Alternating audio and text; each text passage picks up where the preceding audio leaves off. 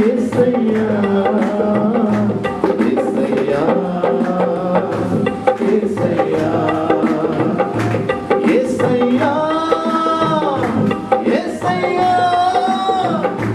యేసయ్యా యేసయ్యా నిన్నే కొలుతునయ్యా నీవే నా రాజువయ్యా నిన్నే కొలుతునయ్యా నీవే నా రాజువయ్యా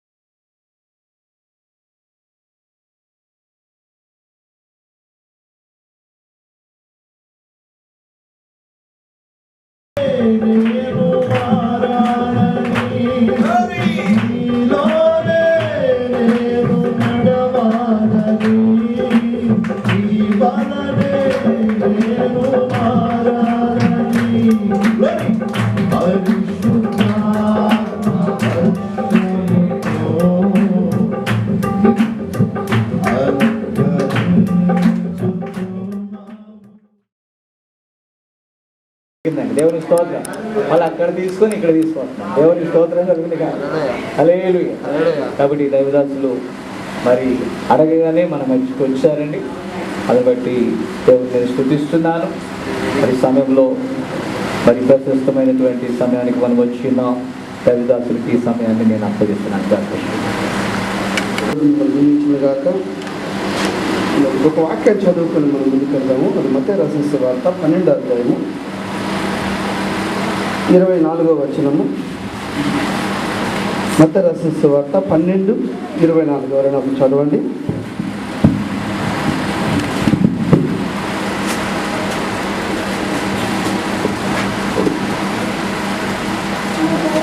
పరిసయ్యులు ఆమెని దయ్యములకు అడిగినది 40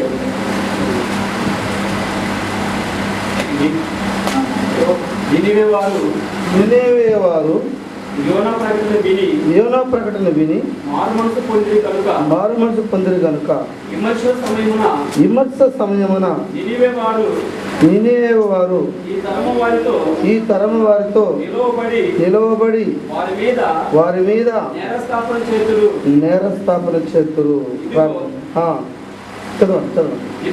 ఇదిగో యోనా కంటే గొప్పవాడు ఇక్కడ ఉన్నాడు. చాలా ప్రార్థన చేసుకున్నాం. చిన్న ప్రార్థన చేసుకున్నాం. పరిశుద్ధుడా, ప్రేమ గల తండ్రి, దయగల ప్రభువా, వందనాలు, స్తోత్రాలు నాయన. మారని మా తండ్రి, మార్పు లేని దేవా స్తోత్రములు. భూత భవిష్యత్తు వర్తమాన కాలంలో ఉన్న దేవా స్తోత్రములు. ప్రభువా, ఇదిగోనైనా అనుకోని రీతిగా ప్రభువా ఈ ప్రాంతాన్ని మీరు నడిపించారు. ఈ రాత్రి ఈ విధంగా నాయన కూడుకొని ఈ విధంగా మేము ప్రార్థించడానికి, ఈ విధంగా మేమందరం కలిసి మిమ్మల్ని స్తుతించడానికి, మిమ్మల్ని మహిమపరచడానికి మీరు ఇచ్చిన కృపను బట్టి వందనాలు. మా శక్తి చేత, మా బలం చేత మేమేమి చేయలేము ప్రభువా. కేవలం నీ ఆత్మ ద్వారా జరిగే కార్యములు ఉన్నాయి ప్రభువా. ఈ రాత్రికాల సమయంలో నాయన వాతావరణాన్ని మీ స్వాధీనం తీసుకోండి, మీ బిడ్డల్ని మీ స్వాధీనం తీసుకోండి. నా నోటిని మీ గోరగా వాడుకోండి ప్రభువా. నా మానవ స్వభావాన్ని మరుగు చేయండి నాయన, నా మానవ ఆలోచన మరుగు చేయండి ప్రభువా. ఒక మనుషుడు మాట్లాడితే ప్రయోజనం లేదు ప్రభువా. సంఘముతో ఆత్మ చెప్తున్న మాట చెవుగలవాడు వినుడు కాదు అన్నారు ప్రభువా.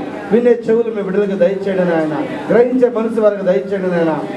ప్రతి కథలకి కనుక మీరేమిటి బలపరిచి స్థిరపరచమని మా ప్రభువును మా రాష్ట్రుడు యేసుక్రీస్తు నామములో ప్రార్థన చేసి వేడుకుంటున్నాం తండ్రి. హల్లెలూయా. అందరూ కూర్చున్నామండి. అందరూ సెపరేట్ అయిన కొంత టైం పడుతుంది. హల్లెలూయా. ఏది ఏమైనప్పటికీ దేవుడు మనతో ఉన్న దేవుడు ఆయన, మన బలపరిచే దేవుడు ఆయన, మన స్థిరపరిచే దేవుడు ఆయన, ఇశ్రాయేలుని కాపాడే దేవుడు. కొడుకడంట, ఆయన నిద్రపోవడంట. హల్లెలూయా. అంటే మన దేవుడు నిద్రపోడు. ఒకరోజు ఆయన నిద్రపోయినాడు, ఒకరోజు ఆయన నిద్రపోయినాడు. ఆయన నిద్రపోయినాడు కాబట్టి దెయ్యాలన్నీ వచ్చేసింది సముద్రం మీద. ఆయన నిద్రపోయాడు కాబట్టి దెయ్యాలు ఎక్కడికి వచ్చాయి? సముద్రం మీదకి వచ్చాయి. సముద్రం మీదకి వచ్చి దెయ్యాలన్నీ పెద్ద తుఫానులు రేపాయి. ఎందుకంటే దెయ్యాలన్నీ నీళ్లు ఎన్నుకుంటాయి. నీళ్ళంటే జలములు అయి ఉంటాయి, జలములు అంటే ప్రజలే ఉన్నారు. హల్లెలూయా. అయితే ఈ దెయ్యాలు వచ్చినప్పుడు అక్కడ పాపం శిష్యులందరూ ఏం చేస్తున్నారంటే ఆ హోటల్ని మరి బరువు తగ్గించడానికి వాళ్ళు చేయాల్సిన ప్రయత్నాలన్నీ చేసి చేసి చేసి చేసి లాస్ట్కి ఏమైపోయినారు? వాళ్ళు విఫలం అయిపోయారంట. విఫలం అయిపోయి చివరికి వెళ్ళి, ఓ ప్రభువా, ఓ ప్రభువా, నీకు కొంచెమైనను చింత లేదా? మా మీద దయ లేదా? మా మీద జాలి లేదా? మేము నశించబోతున్నాం. ఎప్పుడు లేపారండి? దేవుడు అన్నాడు, మొదట నా నీతిని నా రాజ్యం తిరుమన్నాడు. మొదటిగా చేయాల్సిన పని లాస్ట్లో చేస్తున్నారు శిష్యులు. అందుకనే పేతురుని అడిగింది, పేతురు ప్రేమిస్తున్నావా? నీకే తెలుసు ప్రభా ప్రేమిస్తున్నా. అయితే నా గొర్రెల కాయ అన్నాడు. నీకు కొంచెం దూరం లేదట, పేతురు ప్రేమిస్తున్నావా? ఈసారి పేతురు గారు పాపం, పేతురు గారు కొంచెం అసూయ వచ్చింది. ఇది మూడోసారికే. అయితే ఈ రాత్రి దేవుడు నేను 100 సార్లు అడిగినా ప్రేమిస్తున్నావా ప్రేమిస్తావా. బట్ ఈరోజు నువ్వు చెప్పాల్సింది తెలుసా? ఆ సంతోషంతో, ఆ ఆనందంతో ఐ లవ్ యూ ప్రభు అని చెప్పా. 3 సార్లు చెప్పేతులు ఎసరు పడిపోతే ఈరోజు నువ్వు 300 సార్లు ఏం చెప్పాలా? ఓ నేను ప్రేమిస్తున్నాను ప్రభు, ఓ నీకే తెలుసు ప్రభు, నా ప్రేమ ఏంటో నీకు తెలుసు, నా అంతరంగం ఏదో తెలుసు. అవునా? మంచిది, మంచిది. దేవుడు మిమ్మల్ని దీవించును గాక. మరి ఈరోజు మరి ఇక్కడ మరి మీ మధ్యలో నేను ఈ విధంగా ప్రసంగం చేయడానికి దేవుడు నాకు అవకాశం ఇచ్చాడు. మరి ముఖ్యంగా మరి నేను వచ్చిన ఈరోజు మరి గత మరి మా మధ్యలో విజయం మరి బామ్మగారు ఉన్నారు. మరి ఆమె గురించి నేను ఒక 5 సంవత్సరాల నుంచి వింటున్నాను. బట్ 5 సంవత్సరాల నుంచి నేను వాళ్ళని చూడాలనుకుంటున్నాను, కానీ అది సరైన ఋతువు కాదు అనుకుంటున్నాను. హల్లెలూయా. అయితే నేను కాల సమయంలో ప్రయాణం చేసుకొని మరి అంతకుముందు మంగళవారం రోజు నేను మరి జాన్ తణుకులో మరి ప్రసంగించుకొని వెళ్తున్న సమయంలో అడిగారు. మరి ఆ మార్నింగ్ ఏమో మాట్లాడారు, నెక్స్ట్ డే మాట్లాడారంట. సోమవారం అయ్యగారు మాట్లాడారంట. మంగళవారం మరి బ్రదర్ పిలిచినప్పుడు నేను వెళ్తున్న సమయంలో బ్రదర్ నాకు ఫోన్ చేశాడు, ఇక్కడ ఉన్నాను. బట్ లేదు, మరలా నేను వస్తున్నాను పలానా వారిని కలవడానికి అని నేను చెప్పినప్పుడు మరి పాస్టర్ గారు మరి అయ్యా మీరు ఇంత దూరం వస్తున్నారు, ఒక ఈవినింగ్ ఏమైనా రాగలుగుతారా అని అడిగాడు. మరి మంచిది. మరి నేను 4 గంటల వరకు వాళ్ళతో నేను ఉండాలా, వాళ్ళతో నేను మాట్లాడాలా. ఎందుకంటే నేను ఒక కుటుంబానికి వెళ్ళినప్పుడు ఏదో 2 మాటలు చెప్పి 2 పాటలు పాడి ఏదో ప్రార్థన చేసి వాళ్ళు ఇచ్చింది జోబులు పెట్టి వెళ్ళినట్టు కాదు. 10 నిధులతో 10 రూపాయలు వస్తాయి. అవునా? అట్లా కాదు. ఏదైనా సువార్తికి అంటే ఒక కుటుంబం దగ్గర కూర్చున్నాడంటే సమృద్ధిగా వాక్యం ఇచ్చి, హల్లెలూయా, సమృద్ధిగా వర్తమానం ఇచ్చి వాళ్ళ హృదయాలను మీరు తృప్తిపరిచి, వాళ్ళ మనసును తృప్తిపరిచి, వాళ్ళ ఆలోచన తృప్తిపరిచి, వాళ్ళ సమృద్ధి పరిచి, వాళ్ళకి నిజమైన వాక్యాన్ని చెప్పి, హల్లెలూయా, అది ఎంత టైం అయినా కానీ, అది పగలైనా కానీ, అది రాత్రి అయినా కానీ, అది అర్ధరాత్రి అయినా కానీ, అది తెల్లవారుజామైనా కానీ, హల్లెలూయా, సమృద్ధిగా వాక్యం ఇచ్చి బయటికి రావాలి. అంతేగాని గబగబా వెళ్ళి ఏదో అదనబదన అట్లంతా కాదండి. అయితే మరి వాళ్ళకి 4 గంటల వరకు ఉండాలని చెప్పిన తర్వాత మరి 4 గంటల తర్వాత అయ్యగారు మరి వెహికల్ పంపిస్తున్నారు. మరి వాళ్ళు కూడా ఈరోజు మన మధ్యలో ఉండడం అది దేవుడు ఇచ్చిన ఆశీర్వాదం అనుకుంటున్నాను. మరి ఆమె ఒక డినామినేషన్లో ఉన్నారు వాళ్ళు. మరి సహోదరి ఆశ కలిగి ఉంది, సేవ చేయాలని ఆశ కలిగి ఉంది, తన కుమారుడు సేవకుడు కావాలని ఆశ కలిగి ఉంది. అది ఒక తల్లి యొక్క ఆశ అయినది. అది హల్లెలూయా. మంచిది. మరి ఈ రాత్రికాల సమయంలో మరి వారి కోసం మీరు ప్రార్థన చేయండి. వదిలేకుండా కూడా ఒక మంచి పరిచర్య తీసుకురావాలని, ఒక అద్భుతమైన పరిచర్య తీసుకోవాలని, ఒక అద్భుతమైన సేవకులు లేపాలని. హల్లెలూయా. అక్కడ మరి అనేక ప్రాంతాలు కూడా వాక్యం వెళ్ళాలని. ఏ వాక్యము?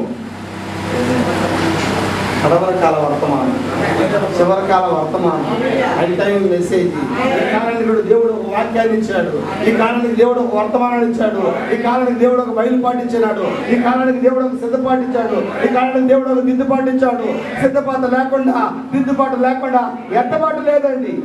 నువ్వు ఎత్తబడాలంటే నీకు సిద్ధపాటు కావాలా, నువ్వు ఎత్తబడాలంటే నీకు దిద్దుబాటు కావాలా. హల్లెలూయా. అవునంటారా? ఈ రాత్రి మనం దిద్దుకునే వాళ్ళమేనా? ఈ రాత్రి మనం సరి చేసుకునే వాళ్ళమేనా? ఎంతమంది నమ్ముతున్నారు ఈ రాత్రి? హల్లెలూయా, హల్లెలూయా. ఈ కాల వర్తమానం ఏమనుకుంటున్నారు మీరు? Praise lord. ఒక రోజు ఫిలిప్పీన్లో ప్రార్థన పెట్టుకున్నాడంట ఆయన. ఆయన బర్త్డే అనుకుంటారు, ఏదో బర్త్డే లాగా.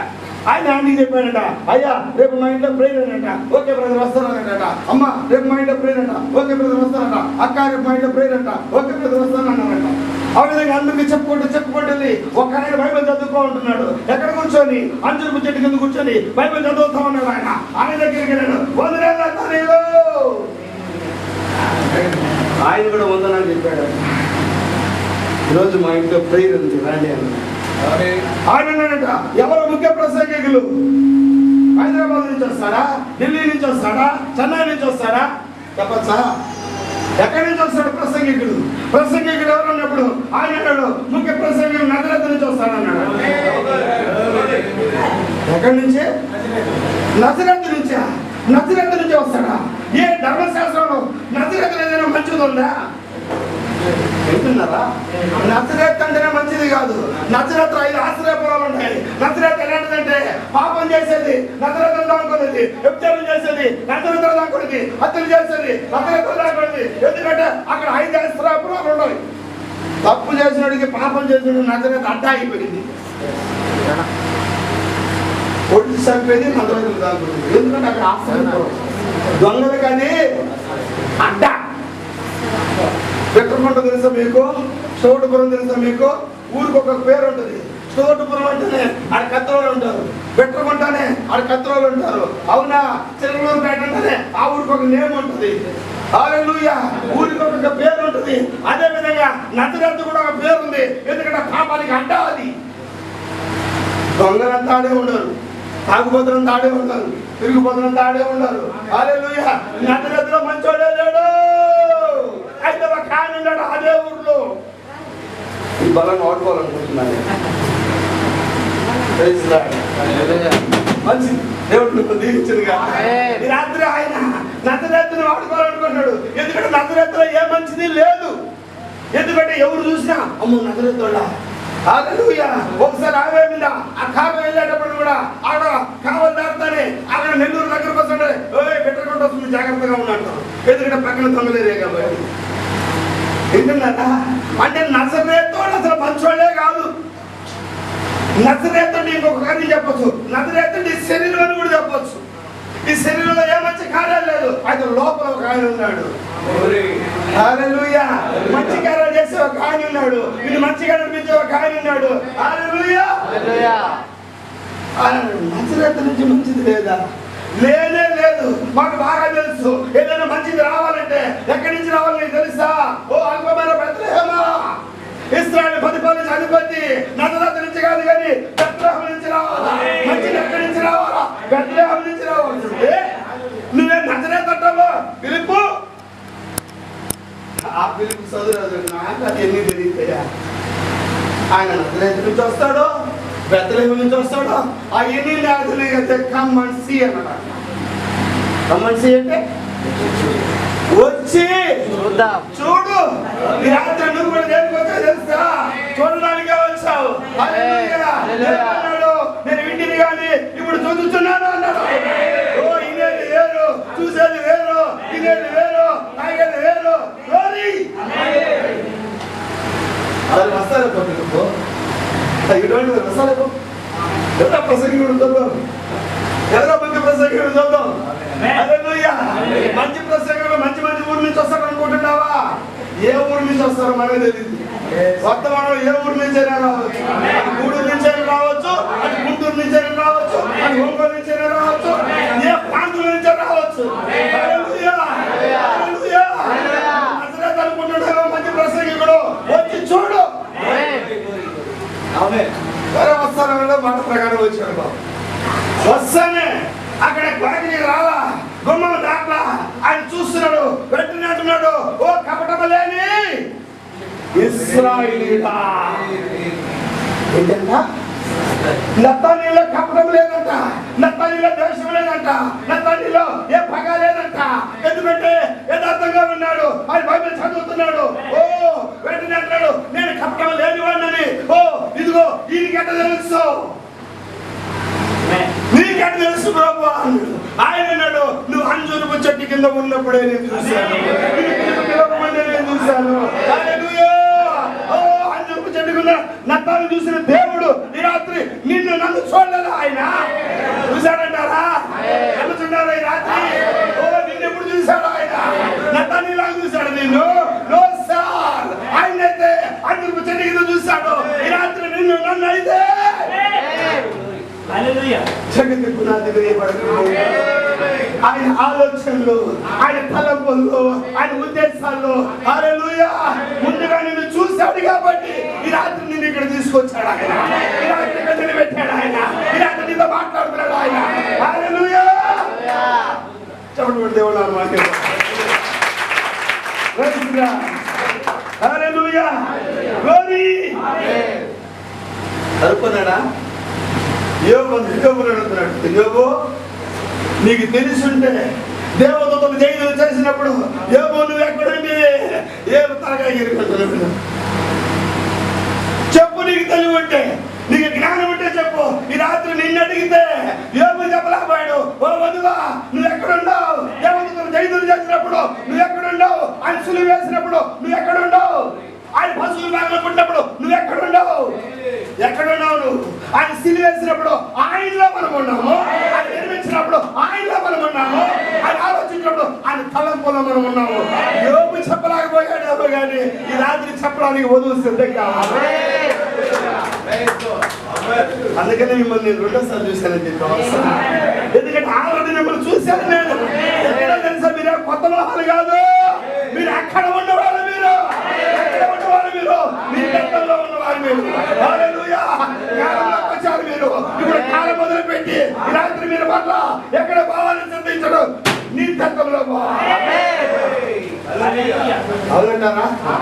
మనమందరం అక్కడి నుంచి వచ్చిన మీరేమైనా ఒంగోలు నుంచి వచ్చారనుకుంటున్నారా? మీరేమైనా ప్రకాశం నుంచి వచ్చారనుకుంటున్నారా? మీరేమైనా ఎర్రగొంటున్నారు, ఎర్రగొండ నుంచి వచ్చారా? మీరేమైనా ముదినేపల్లి నుంచి వచ్చారా? నేనేమైనా గూడూరు నుంచి వచ్చానా? మనం అందరం అక్కడి నుంచి వచ్చిన వాళ్ళం. మనలో అక్కడి నుంచి వచ్చిన వాళ్ళం. మరలా ఎక్కడ పోతాము? ఎక్కడి నుంచి వచ్చాం అక్కడ. జైలు ఎక్కడి నుంచి వచ్చింది? పాతాల నుంచి. దెయ్యం ఎక్కడి నుంచి వచ్చింది? అది ఎక్కడ పోద్ది? దెయ్యాలకు తెలివి కూడా మంచిగా లేదు. ఒకటికి 2000 సంవత్సరాల క్రితం 2000 దెయ్యాలు పట్టింది. ఒకటికే ఇద్దరికి ఎన్ని దెయ్యాలండి? ఒక్క మనిషికి 2000 దెయ్యాలు. ఎక్కడున్నాడు వాడు? సమాధిలో ఉన్నాడు వాడు, ఊర్లో ఉన్నాడు, ఊరు ఎనపటి ఉన్నాడు వాడు. ఎందుకో ఈ రాత్రి వాడి గురించి నేను మాట్లాడాలనుకుంటున్నాను. వాడి బట్టలన్నీ మార్చిపోయాయి, వాడి ఎదుగులన్నీ పెరిగిపోయాయి. హల్లెలూయా. వాడి గోర్లన్నీ ఇదిగో విధంగా పెరిగిపోయాయి. వాడి చేతులకి వేడిలు వేస్తున్నారు, కాళ్ళకి వేడిలు వేస్తున్నారు. చెప్పచ్చా? సంఖ్యలతో బిగించి ఉన్నారు. వాడి భార్య ఒకటే పోయి, వాడి బిడ్డలు వాటి పోయి, వాడి తల్లిదండ్రులు వాడంటే పోయి. ఎందుకంటే వాడు బంధువులు చూడడం లేదు, వాడు రక్త సంబంధం చూడడం లేదు, ఎవరు చూడడు. ఎందుకంటే వాడు చెబుతా రానున్నాయంట. ఆ ఊరికి ఈ ఊరికి మధ్యలో ఉన్నాడు వాడు. హల్లెలూయా. హల్లెలూయా.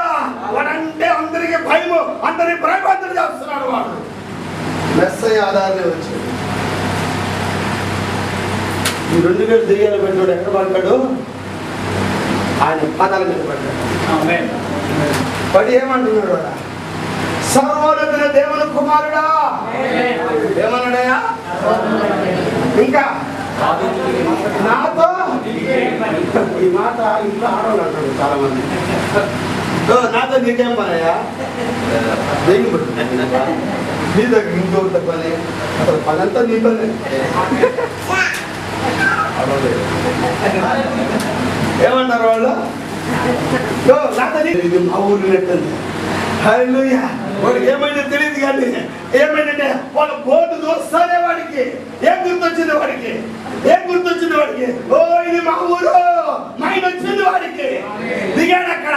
ఓ ఇది మా ఊరు, ఇది మా వాడ, ఈ దారిని నన్ను ఊరిలో ఇస్తూ పంపించారు. ఎందుకంటే ఆర్మీలో నా మైండ్ పోయింది, నా మైండ్ వచ్చింది. నేరుగా వాడి ఇంటికి వెళ్ళిపోయినాడు.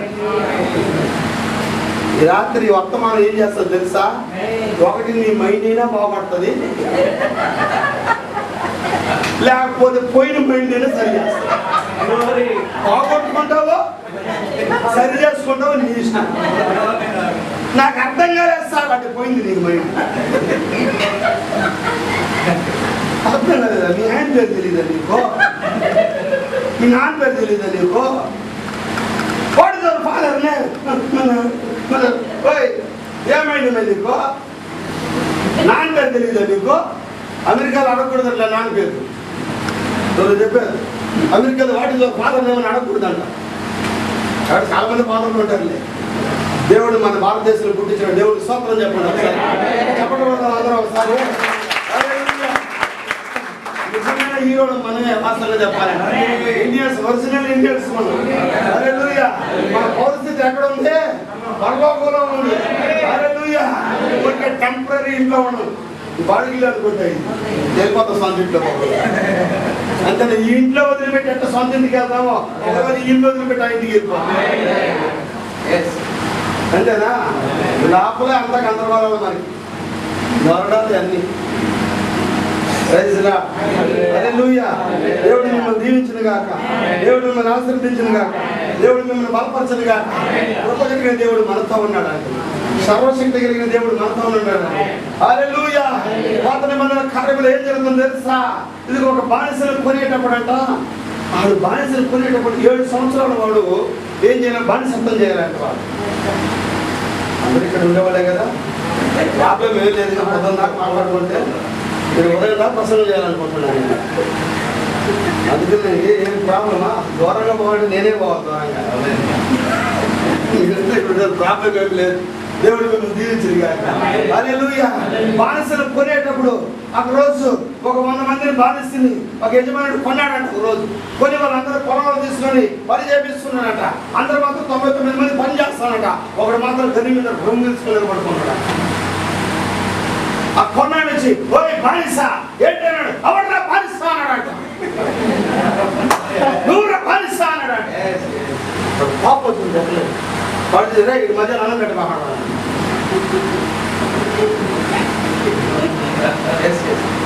మధ్యాహ్నం అన్నం లేకపోయినాడు, గనిమిగా ఉన్నాడు, స్టైల్గా ఉన్నాడు. ఎవరు అంతే. సాయంత్రం అయిన తర్వాత అందరూ వచ్చిన తర్వాత వాడు మధ్యాహ్నం అన్నం పెట్టారు. లేదు సార్, ఎండకి అట్టే ఉన్నాడు సార్, వానికి అట్టే ఉన్నాడు సార్, కదలలేదు సార్. వాడు ఏంట్రా వాడు పరిస్థితి? అసలు ఎవడురా వాడు? మీరు ఎంతమంది ఉన్నారు, మీరందరూ పని చేస్తున్నారు, వాడు ఎందుకు పని చేయడం అంటే సార్ వాడు ఎవరో పిలుస్తారని చెప్పండి అన్నమాట. వాడు మా రాజకుమారుడు. మా రాజు చనిపోయినాడు సార్. ఒక తెగ చెందిన వాళ్ళు సార్ మేము. ఆ గుంపులో రాజు చనిపోయినాడు సార్. వీడిని కాపాడాలి సార్ మేము. వింటున్నారా? ఎందుకంటే రాజు చనిపోయినా, రాజ్యం పోయినా, బానిసలు అయిపోయినా వాటిలో రాజు దిగి తగ్గలేదంట.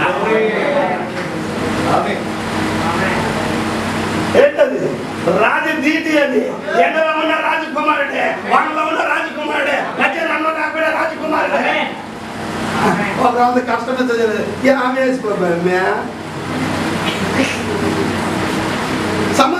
ఏం దేవుడు అక్క. ఏమైంది? నువ్వు రాజకుమారుడుగా, నువ్వు క్రైస్తుడుగా, జ్వరాన్ని కూడా బాగు చేయలేకపోతుంది. ఎట్లున్నాను తెలుసా రాజకుమారుడు? కష్టాలు వచ్చిన రాజకుమారులకి, సమస్యలు వచ్చిన రాజకుమారులకి, అప్పులో కూలిపోయినా కూడా ఐ డోంట్ కేర్. వింటున్నారా? అట్లుండాలి క్రైస్తవుడు. ఎండ వచ్చినా, కష్టం వచ్చినా, ఇరుకు వచ్చినా, ఇబ్బంది వచ్చినా, ఏది వచ్చినా కూడా నువ్వు ఎలా ఉండాలి? నువ్వు రాజకుమారులా ఉండాలా? అందుకని అన్నాడు క్రైస్తవం గురించి ఎంత విశ్వాసం కలిగి ఉండమన్నాడు ఈ రాత్రి మిమ్మల్ని ఆయన. ఎంత విశ్వాసం అండి చెప్పండి? ఎంత ఆవగింజ. ఏ ఆ గింజ ఏమి చెప్పినాడు? ఎన్ని గింజల్లో భూమి మీద? అంతకన్నా చిన్న గింజలు లేవా? చాలా మందిని అడిగినాడు ఎందుకమ్మా దేవుడు ఆవగింజ విశ్వాసం చెప్పాడు. ఆడవాళ్ళు బాగా తెలిసాడు బాబు. ఏమమ్మా ఇంకా గింజలు లేవు అంతకన్నా చిన్నయే ఉన్నాయా లేవా? కసాల విశ్వాసం వచ్చగా అయినా లేదా గసగసాలు రేడియో లేదు బాబు. నేను చిన్నప్పుడు మా అమ్మ గసగసాలు కొనుక్కురా నీకు గసగసాలతో విశ్వాసం నా కుమారుడు అనొచ్చుగా దేవుడు. ఎందుకు తెలిసారనింది ఆ మాట? ఆవగింజ విశ్వాసం, అల్పమైన విశ్వాసం. ఎందుకు ఆవగింజ అని చెప్పాడు ఆయన అంటే? హల్లెలూయా. భూమి మీద అన్ని సక్రమం అయిపోయినాయి. వింటున్నారా? దేవుడు కుక్కను పుట్టిస్తే ఈరోజు చాలా కుక్కలు వచ్చేసినాడు లోకంలో. తీగలెట్టు పెట్టుకొని, ముగ్గులెట్టు పెట్టుకొని, ఒళ్ళెట్టు పెట్టుకొని. వింటున్నారా? హల్లెలూయా. ఒక కుక్క ఖరీదు 50,000 అంట, 70,000 అంట, 80,000 అంట. ఎక్కడి నుంచి వచ్చినాయి కుక్కలు? ఎన్ని సంకర జాతి కుక్కలు, ఎన్ని హైబ్రిడ్ కుక్కలు, ఎన్ని అన్ని హైబ్రిడ్ అయిపోయినాయి. దేవుడు ఆ గుంటూరు మిరపకాయలు ఎంత చేస్తే వాళ్ళు దాన్ని కలిపి క్యాప్సికమ్ అని ఇంద్రావం చేసినారు. నాకు కూరలో నచ్చని కూర క్యాప్సికమే వేసినారు. రాత్రి ఒప్పుకోండి తినకూడదు. ఒక ఇంటికి పోతాం పెట్టింది. ఏమి కోరుస్తారంటే అరే నా భార్య పచ్చి పులుసు బాగా చేస్తుంది. పచ్చి పులుసు బాగుంటుందా? ఆ ఎండు మిరపకాయలు వేసి బాగా చేస్తుంది నా భార్య పచ్చి పులుసు కూడబెట్టి. మా నాన్న ఇంకా గుర్తి బాగా చేస్తాడు పచ్చి పులుసు, బాగా కారం ఉంటుంది. ఇది క్యాప్సికం అంట, ఇది మిరపకాయ లాగే ఉంది, ఇది కూర సంకర జాతి. అంతేనా? హైబ్రిడ్. భూమి మీద ప్రతిది కూడా హైబ్రిడ్ అయిపోయింది. దాంట్లో జీవాన్ని తీసేసినారు. దాంట్లో ఇంకొక దాన్ని గాడిదని దేవుడు పుట్టిస్తే, గుర్రాన్ని దేవుడు పుట్టిస్తే గాడిదని గుర్రాన్ని రెండు కలిపి కంచరగాడిని చేసినాయి. మళ్ళా కంచరగాడిని రావాలంటే మళ్ళా గాడిదని గుర్రాన్ని క్రాస్ చేయాల్సిందే. ఒక కంచరగాడిని ఇంకొక కంచరగాడిని తీసుకురాలి, ఒక క్యాప్సికం ఇంకొక క్యాప్సికం తీసుకురాలి. యాపిల్ చెప్పాను. యాపిల్ విత్తనం దేవుడు భూమిలో వేసి అది ఎర్ర విత్తనం చూడండి, అది చచ్చిపోయి అది పెరిగి అది పెద్దదై ఆ చెట్టు అయ్యి మళ్ళీ యాపిల్ వచ్చి ఆ యాపిల్ వస్తే ఈ భూమిలో వేసే విత్తనం మళ్ళీ యాపిల్లో ఉంది. అంటే విత్తనం మీదే దేవుడు అంత జాగ్రత్త కలిగి ఉంటే ఈ రాత్రి నీ మీద ఆయన జాగ్రత్త లేదంటున్నారా? ఈ రాత్రి ఆయన మిమ్మల్ని కాపాడడం అనుకుంటున్నారా? ఈ రాత్రి ఆయన మిమ్మల్ని రక్షించడం అనుకుంటున్నారా? హల్లెలూయా. విలువైన వాళ్ళు మీరు. ఎందుకు దేవుడు ఆవగింజ చెప్పాడు తెలుసా? గ్లోరీ.